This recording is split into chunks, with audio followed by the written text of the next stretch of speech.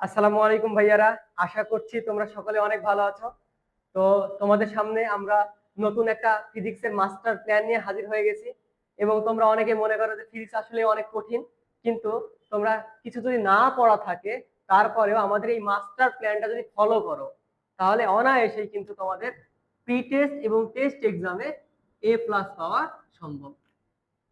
তোমাদের যদি প্রিপারেশন খারাপও থাকে তবে আমাদের এই মাস্টার প্ল্যানটা যদি তুমি ফলো করো তাহলে অবশ্যই তুমি কি পাবা, A+ পাওয়া সম্ভব। তুমি আমার পেছনে দেখতে পাচ্ছ অনেক বড় একটা লিস্ট, তাই না? আমরা প্রত্যেকটা চ্যাপ্টারের সব গুরুত্বপূর্ণ টপিকগুলা তোমাদের দাগায় দিব বা বলে দিব যে কোনটা সবচেয়ে বেশি ইম্পর্টেন্ট। যে টপিকগুলা তুমি যদি আয়ত্ত করো বা তুমি ওই টপিকগুলো ভালোভাবে বুঝে ক্লাস করো আমাদের, এবং এই টপিকগুলাই যদি পড়ো, তোমার A+ কেউ ঠেকাতে পারবে না। তো চলো আমরা দেখে আসি আমাদের এই যে মাস্টার প্ল্যান, এই যে সিক্রেট প্ল্যান, এই প্ল্যানটা আমরা দেখব যেটা তোমাদের প্রি টেস্ট এবং টেস্ট পরীক্ষায় অবশ্যই A+ ক্যারি করতে সাহায্য করবে। তো চলো আমরা চলে যাচ্ছি। তো দেখো আমাদের এখানে টোটাল আমরা 8টা চ্যাপ্টার আলোচনা করছি এবং এর পরবর্তীতে আমি বাকি চ্যাপ্টারগুলো দেখাবো। চলো আমরা দেখে আসি আমাদের এখানে 8টা যে চ্যাপ্টারগুলো দেওয়া আছে এই চ্যাপ্টারগুলোর কি কি টপিক দেওয়া আছে। তাহলে দেখো আমাদের প্রথম চ্যাপ্টারটা ভৌত রাশি ও পরিমাপ। এখানে দেখো আমরা দেখতে পাচ্ছি দৈর্ঘ্য নির্ণয়, আপেক্ষিক ত্রুটি, এবং আপেক্ষিক ত্রুটি আবার দুটো পার্টে ভাগ করা আছে, একটা হচ্ছে ক্ষেত্রফল, একটা হচ্ছে আয়তন। এবং তোমরা অনেকগুলো দেখতে পাচ্ছ। এখন প্রশ্ন হচ্ছে ভাই কেমন প্রশ্ন আসবে তোমাকে জানতে হবে না? তো আমাদের ফিজিক্সের টোটাল চ্যাপ্টার আছে কতগুলা? 13টা চ্যাপ্টার আছে। এখন এই 13টা চ্যাপ্টারের মধ্যে তুমি যদি চাও সবগুলাই তোমার ভালোভাবে পড়া আছে তুমি সবগুলাই দেখতে পারো, কিন্তু যাদের প্রিপারেশন অনেক খারাপ তারা তো 13টা চ্যাপ্টার এখন করতে পারবা না।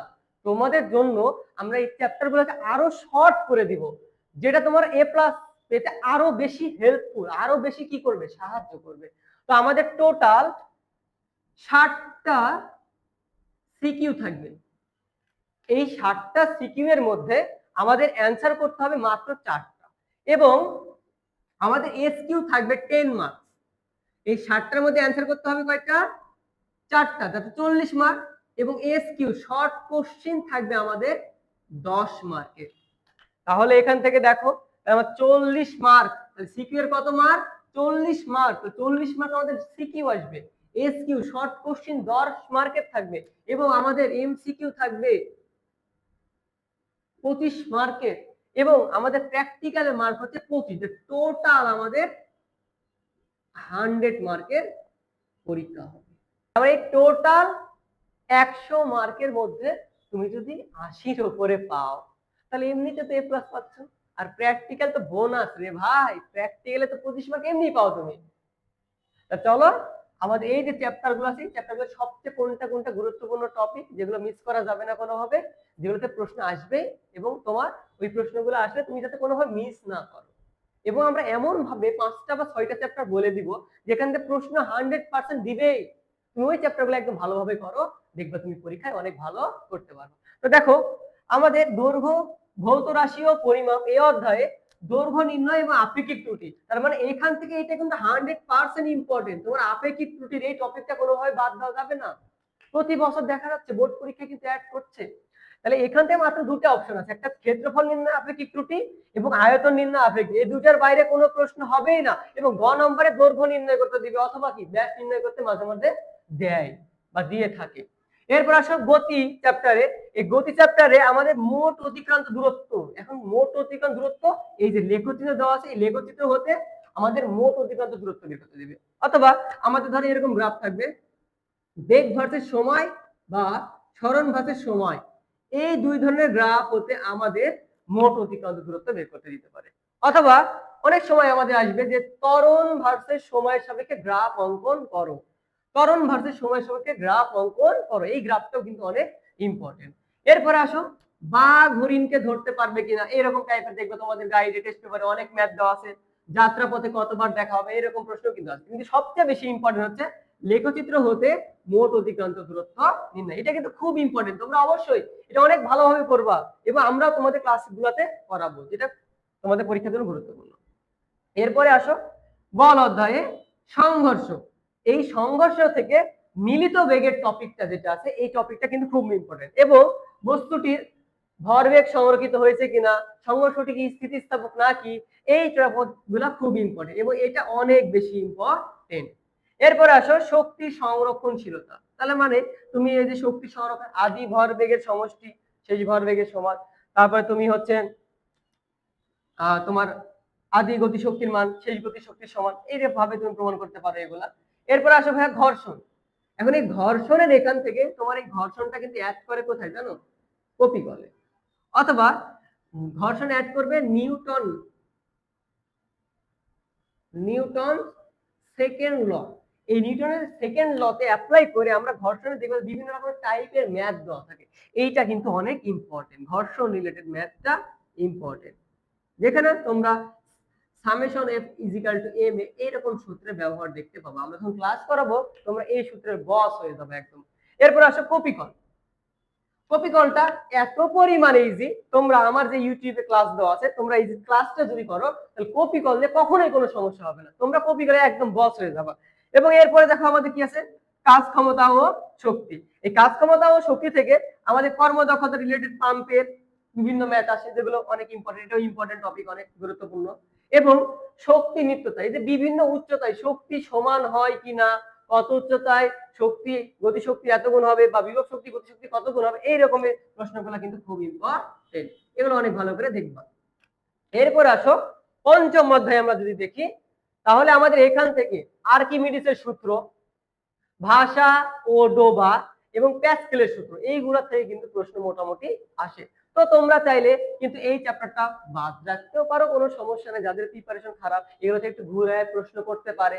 তো তোমরা এইখান থেকে আর্কিমিডিসের সূত্রটা ভালোভাবে দেখবা, এবং ভাষা ও ডোবা, তার মানে কোনো একটা বস্তুকে পানিতে ডুবালে ভেসে থাকবে নাকি ডুবে যাবে, এরকম টাইপের প্রশ্ন আসে। এবং প্যাসকেলের সূত্র রিলেটেড যে ম্যাথ গুলো আছে এটা কিন্তু খুব ইম্পর্টেন্ট, এখান থেকে কিন্তু পরীক্ষায় প্রশ্ন আসে। এরপর আসো বস্তুর উপর তাপের প্রভাব। এই অধ্যায়ে পদার্থের প্রসারণ, কঠিন পদার্থের প্রসারণ, তরল পদার্থের প্রসারণ এবং বায়বীয় বা গ্যাসীয় পদার্থের প্রসারণ রিলেটেড দেখবা তোমরা অনেক ম্যাথ পাবা, এই ম্যাথগুলো কিন্তু অনেক ইম্পর্টেন্ট, এটা কিন্তু অনেক ইম্পর্টেন্ট। এরপর আসো সবচেয়ে বেশি এই অধ্যায় থেকে ইম্পর্টেন্ট যেটা, সেটা হচ্ছে ক্যালোরিমিতির মূলনীতি। এই ক্যালোরিমিতির মূলনীতিটা আসলে কি, গৃহীত তাপ ইজিক্যাল টু বর্ধিত তাপের সমান হবে, এবং ওই টাইপের ম্যাথ থেকে বরফ গলবে কিনা এইটা এক ধরনের প্রশ্ন আসে, যেটা খুবই ইম্পর্টেন্ট আমাদের পরীক্ষার জন্য। এরপরে আসো তরঙ্গ ও শব্দ। তরঙ্গ ও শব্দ হতে তরঙ্গ দৈর্ঘ্যের পার্থক্য নির্ণয়, এই রিলেটেড ম্যাথ কিন্তু খুব ইম্পর্টেন্ট। এবং প্রতিধ্বনি, এই টপিককে কোনোভাবে বাদ দেওয়া যাবে না, এটা মনে করো 100% এর মতো একদম, এখান থেকে প্রশ্ন আসবেই এবং আসে। এবং তাপমাত্রা থেকে বেগ নির্ণয়, এবং দেখবা যে ঘ নম্বরে প্রতিধ্বনি টাইপের ম্যাথ আসবে এবং গ নম্বরে আমার কিন্তু বেগ নির্ণয় করতে দিয়েছে, বিভিন্ন তাপমাত্রায় বেগের মান কত হবে। আলোর প্রতিফলন, আলোর প্রতিফলনের ক্ষেত্রে অবতল দর্পণের 6টা চিত্র আছে। কয়টা চিত্র আছে? 6টা চিত্র আছে। এই 6টা চিত্র যদি প্র্যাকটিস করো তাহলে এই অধ্যায়ের একদম বস হয়ে যাবে, এই অধ্যায়ের কোনো টপিক নিয়ে তোমার কোনো সমস্যা হবে না। এবং এখান থেকে প্রতিবিম্ব এবং বিবর্ধন সংক্রান্ত অনেক সময় ম্যাথ এসে থাকে, তবে সবচেয়ে বেশি ইম্পর্টেন্ট হচ্ছে আমাদের অবতল দর্পণে যে চিত্রগুলো আছে, 6টা চিত্র, এই 6টা চিত্র পড়লেই হবে। এই যে দেখো এখানে আমাদের টোটাল কয়টা চ্যাপ্টার আছে? 8টা চ্যাপ্টার আছে। এই 8টা চ্যাপ্টার থেকে কোনোভাবে বাদ দেওয়া যাবে না যে অধ্যায়গুলো, এই যে গতি অধ্যায় কোনোভাবে বাদ দেওয়া যাবে না, বল অধ্যায় কোনোভাবে বাদ দেওয়া যাবে না, কাজ ক্ষমতা শক্তি অধ্যায় কোনোভাবে বাদ। তাহলে দেখো এখানে 3টে থেকে মোটামুটি 2টা প্রশ্ন কিন্তু আসতে পারে, বা 2টা প্রশ্ন সাধারণত আসে। সপ্তম অধ্যায় কোনোভাবে বাদ দেওয়া যাবে না, কোনোভাবে কি বাদ দেওয়া যাবে না। তাহলে এখানে 2টা প্রশ্ন কমন, আর এখানে কয়টা প্রশ্ন? একটা প্রশ্ন কমন। এবং 5 এবং 6 এই 2টা মিলায়ে আমাদের কিন্তু প্রশ্ন আসে কি, প্রশ্ন আসতে পারে। তাহলে এখান থেকে সাধারণত একটা প্রশ্ন আসে থাকে। তাহলে আমাদের কত? 2টা হলো, 3টা হলো, 4টা হলো। এবং আলোর প্রতিফলন এবং 9 নম্বর অধ্যায় কি আছে? আলোর প্রতিসরণ, আলোর প্রতিসরণ। এই 9 নম্বর অধ্যায় এবং 8 নম্বর অধ্যায় মিলায়ে কিন্তু আমাদের একটা প্রশ্ন আসবে, এবং এই 2 চ্যাপ্টার থেকে 10-এ কিন্তু একদম 10ই পাওয়া যাবে, এবং যেটা কোনোভাবে মিস করা যাবে না। তাহলে আমাদের টোটাল কয়টা প্রশ্ন হলো? 2টা, 3টা, 4টা, 5টা। অলরেডি কিন্তু আমরা 5টা প্রশ্ন কমন পেয়ে গেছি। এরপরে দেখো আমরা এরপরে পরের অংশ যে অধ্যায়গুলো বাকি আছে 9, 10, 11, 12, 13, এই অধ্যায়গুলো আমরা একটু দেখবো। চলো। এবার আসো আলোর প্রতিফলন এই চ্যাপ্টার থেকে প্রতিসরণাঙ্ক এবং আমাদের পূর্ণ অভ্যন্তরীণ প্রতিফলন এই টপিকটা কিন্তু খুব বেশি ইম্পর্টেন্ট, এটা কিন্তু স্টার দাও। এবং এইখান থেকে আমাদের ঘ নম্বরের জন্য চোখের ত্রুটি রিলেটেড যে প্রশ্নগুলো আসে এটা কিন্তু আরো বেশি ইম্পর্টেন্ট, তার মানে এটাও অনেক গুরুত্বপূর্ণ অংশ। এরপর আসে স্থির তড়িৎ।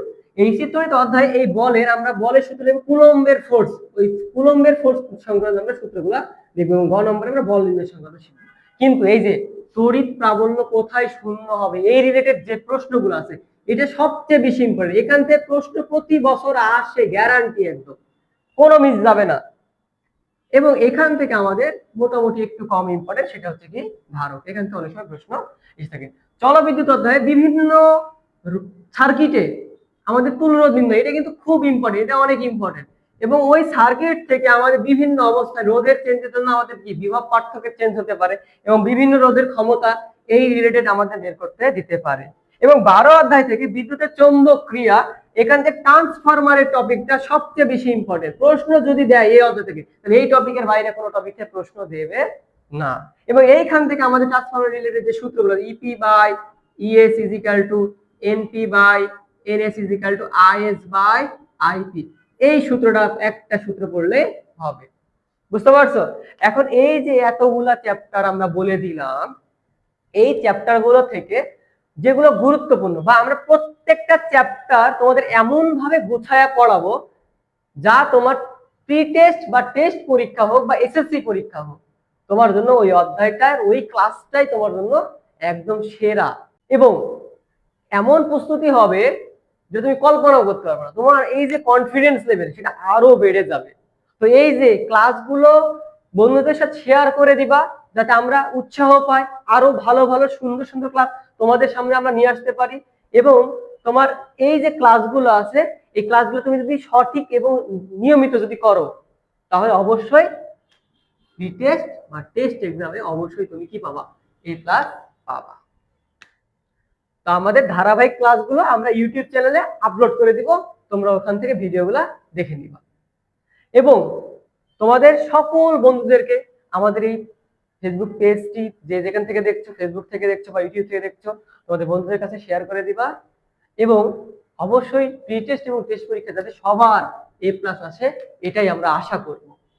তো আমাদের ক্লাসগুলো হবে একদম হাই লেভেলে, বেসিক টু প্রো কোর্স, যেটা তুমি একবার যদি ক্লাসগুলো করো এই ক্লাস করার মাধ্যমে তুমি তোমার বন্ধুতেও কিন্তু চাইলে পড়াতে পারবে।